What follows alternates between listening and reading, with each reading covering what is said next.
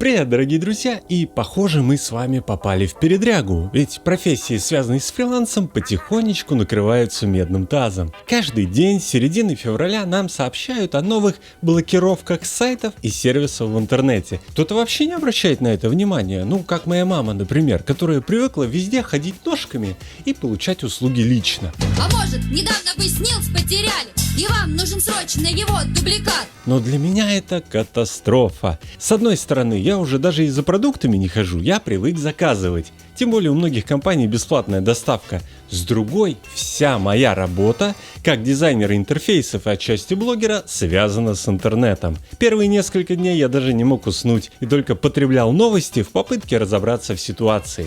Итак, блокировки бывают двух видов. Первый вид – это со стороны Роскомнадзора, когда он пытается ограничить нас от неправильной с его точки зрения информации. Второй вид – это когда международные компании, боясь репутационных потерь, не хотят работать с русскими. Ну вот, например, ушел от нас Макдональдс. И это предательство. И еще с десяток брендов одежды. То же самое и в интернете. Давайте в этом разбираться. Я знаю, что сейчас в IT и в дизайне появилось огромное количество новичков, которые пришли сюда из других профессий. Поэтому в этом видео я расскажу простыми словами, какие проблемы сейчас возникают у дизайнеров, да и вообще айтишников, как обходить блокировки, как платить за рубеж и многое другое. Поехали! Да, чуть не забыл, YouTube же тоже под угрозой, поэтому ссылка на мою тележку в описании. Переходи, там будет много полезного. Первое, до чего дотянулся кризис, это интернет. Блокировать начали с новостных сайтов, потом соцсети, Twitter, Facebook, а теперь еще Instagram. И все идет к тому, что следующие на очереди Behance, Dribbble и другие сайты для дизайнеров. На главный Dribbble админы уже установили синий-желтый флаг. Что с Behance пока непонятно, но я думаю, он тоже способен на яркие политические заявления. Тем более его владелец, корпорация Adobe, уже ушла, хлопнув дверью. Или, например, Figma. Про оплату мы поговорим чуть позже, а сейчас про блокировки. Фигму не блокируют, но она уже начинает тормозить. А это основной инструмент для дизайнеров интерфейсов. Конечно, нужны еще и другие программы, чтобы рисовать иллюстрации, обрабатывать фотографии, но в итоге всю свою работу вы будете показывать клиенту через Фигму и передавать разработчикам тоже через нее. Если ваша работа зависит от интернета, надо себя прикрыть и обезопасить. И первое, что вам нужно, это VPN. Я правда не уверен, что стоит это с улыбкой рассказывать, я просто охуел от этой ситуации. Если раньше его использовали в основном те, кто хотели накачать торрентов, то теперь это базовый сервис в интернете, который нужен всем. При этом часто можно прочитать, что владельцы VPN могут красть ваши карты или просматривать весь ваш трафик. И я думаю, что это пишут по заказу тех, кто и устраивает эти блокировки. Но все равно надо проявлять осторожность. На всякий случай я напомню, что VPN – это зашифрованный канал передачи данных поверх вашего интернет-соединения. То есть он не вместо вашего провайдера, а работает поверх него. С помощью этого туннеля вы подключаетесь к удаленному серверу и выходите в интернет с него. Если там, где стоит этот сервер, нет блокировок, то и у вас не будет. При этом теоретически тот, кто вам предоставил этот сервер, может смотреть ваш трафик. Особенно этим грешат бесплатные VPN. Им же надо как-то отбивать свои затраты. При этом не обязательно, что они украдут вашу кредитку. Скорее всего, они просто будут продавать ваши данные рекламодателям для более точной настройки рекламы. Говорят, и Facebook этим раньше грешил. Но в любом случае бесплатные сервисы менее надежны и уже перегружены пользователями. Поэтому я советую выбрать платный. По мировым меркам это стоит копейки, а по нашим, учитывая курс, короче, $6 в месяц. Главное, чтобы подключение было по технологии WireGuard. Просто запомните это слово. Есть и другие, более классические варианты, но они снижают скорость вашего интернета в 2 раза. И если в Москве на канале в 300 мегабит это будет мало ощутимо, то для мобильного интернета это абзац. Мне лично нравится Redshield. Быстро, надежно и недорого. Я заранее готовился к блокировкам, и у меня есть специально настроенный роутер. Это удобно, когда несколько человек пользуются интернетом одновременно, но пробивать туннель можно и со своего компа. Дальше. Главный инструмент дизайнера – это Figma. Все русскоязычное сообщество паникует и не понимает, что будет дальше. Некоторые украинцы требуют от Figma поддержать их и уйти из России. Якобы многие российские компании ее используют и, лишившись Figma, пойдут протестовать. Но тут, как всегда, есть нюанс. В Крупные российские компании были готовы получше нас. Яндекс работает в юрисдикции Нидерландов. Получается, что это крупнейший поисковик Голландии. Старейший российский онлайн-магазин, второй по обороту после Яндекса, Озон, зарегистрирован на Кипре.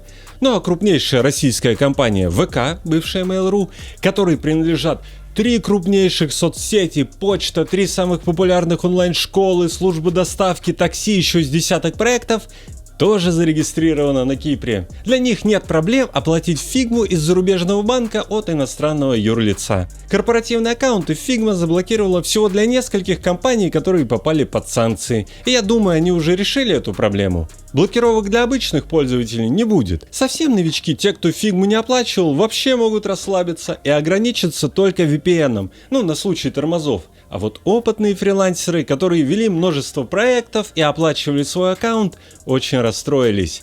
Новая напасть. Visa и MasterCard не проводят платежи за рубеж. Сейчас это проблема у всех сервисов. Что тут нужно понимать? Тут есть два варианта. Либо компания встает в позу и не хочет принимать платежи из России, либо не может из-за того, что не работает MasterCard и Visa. Например, Apple позаботилась о своих пользователях и добавила метод оплаты со счета вашего мобильного оператора. То есть, например, закинули на МТС деньжат и этим оплатили свои подписки в Apple. Google же, похоже, встал в позу и обиделся и вообще закрыл свою платежную систему в России. Для бесконтактной оплаты с Android понадобится специальное приложение и карта МИР.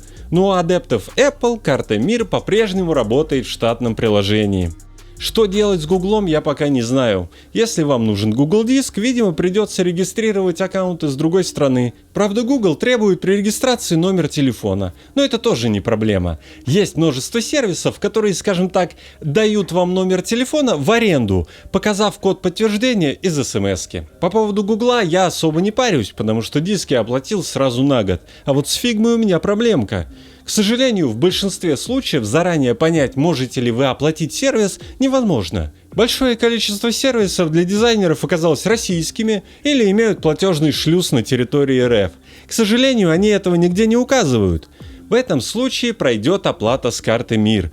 Главное, не забудьте в момент оплаты отключить VPN. Это была моя ошибка. Чтобы ваша геолокация была в России. Для остальных сервисов подойдет карта от китайской платежной системы UnionPay. Вы, наверное, о ней уже слышали, это глобальная система вроде MasterCard и Visa, и уже много лет она у нас доступна, просто на нее не было спроса. В основном ей пользовались жители Дальнего Востока, которые ездят в Китай за покупками, поэтому в основных банках ее пока нет. Сейчас ее можно оформить в Почта-банке бесплатно, в банке Зенит за 1200 рублей или в Газпроме за 15 тысяч рублей. Это огромные деньги, которые берут, потому что резко увеличился спрос и мало банков-конкурентов. Я советую вам подождать, когда эту карту будут делать в Сбере, Альфе и Тинькове. Они обещали и долго ждать не придется. Тогда и цена на оформление UnionPay упадет до адекватной. К тому же на данный момент достоверно известно, что Figma не приняла оплату с карты UnionPay Почта банка, но я думаю, они это скоро исправят. Дальше биржи.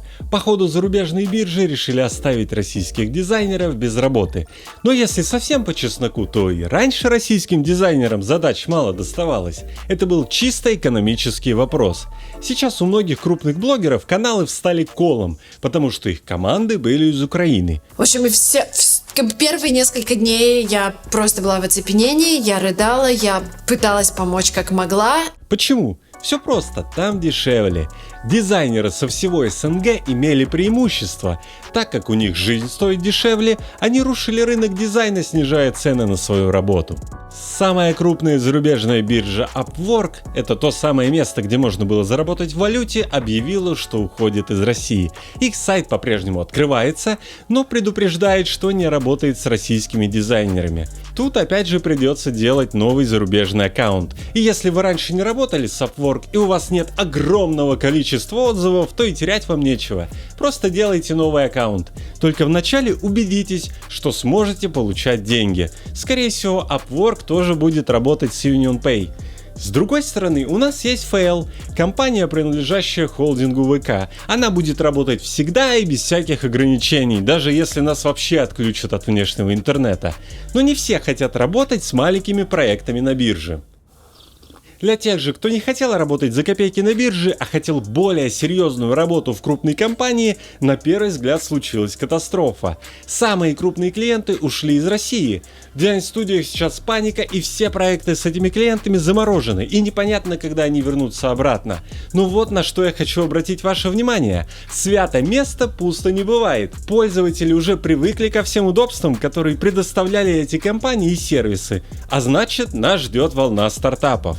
На стартапе дизайнерам и айтишникам всегда платят гораздо больше, чем при работе даже с крупными постоянными клиентами. И у меня есть множество примеров, когда дизайнеры бросали работу в международном дизайн-агентстве и уходили на стартап. Но у стартапов есть и минус. Стартап может не выстрелить, и вам придется искать новую работу. Но у вас уже будет какая-то денежная подушка. Подытожим, что делать прямо сейчас. Первое. Купить VPN, и я думаю, лучше сразу на год, так дешевле, и проверить, чтобы в его описании было WireGuard, что позволит вам использовать его на максимальной скорости. Второе. Оформить карту UnionPay, но не прямо сейчас, а когда основные банки ее выпустят. Думаю, это случится в ближайшие недели. Так она вам обойдется значительно дешевле. Ну и третье. Если вы не работали с биржами, то самое время начинать, но для Upwork вам понадобится зарубежный аккаунт. Ну а более опытным товарищам стоит подумать об участии в стартапах.